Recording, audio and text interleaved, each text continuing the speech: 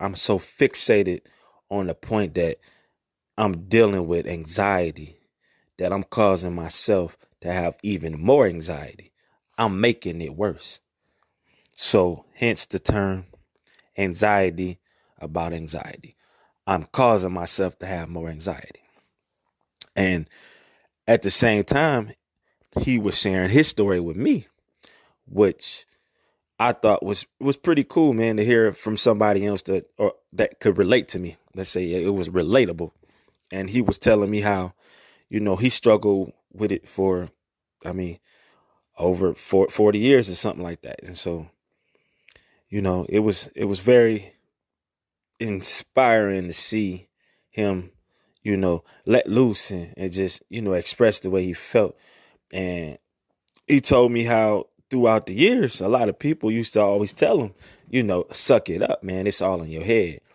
And I can relate to that because throughout my life, a lot of people, I might tell them, what I'm going through and what I'm dealing with, or at least try to talk to them about it.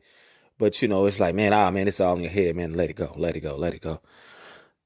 Man, don't you know if I can let some stuff go, I would? I wish I can let some things go. It ain't that easy, man.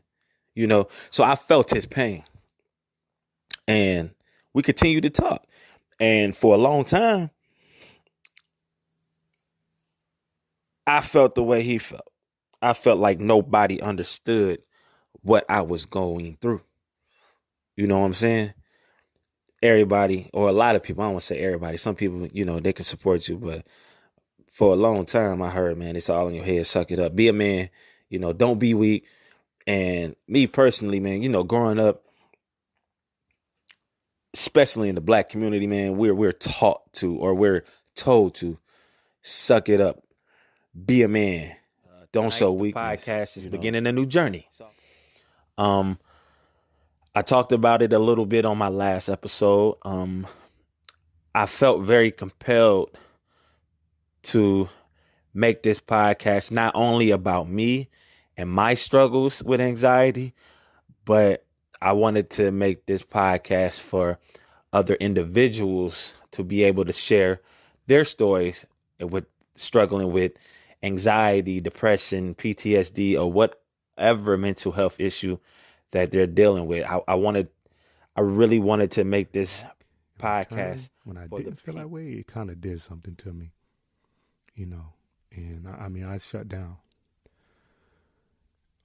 And at the worst, I felt like if I didn't wake up, all my problems would be over. Like, I mean, I didn't want to do anything to myself, but if I just didn't wake up, you know what I'm saying? Yeah, if I just didn't wake up, that was tough. And being in that mode and being so down on yourself and not caring about anything, and like I said, I destroyed some relationships.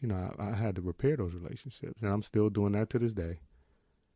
I mean, and it's deeper and more devastating than I'm saying right now, but I deal with it every single day. I went to my first therapist when I was 17, the last semester in high school, but I also went to therapy my first semester in college, and I did group therapy. I tried that, and I had a therapist as well. So, I mean, I just really got to and honestly, a lot of my anxiety, it kind of is based around my family.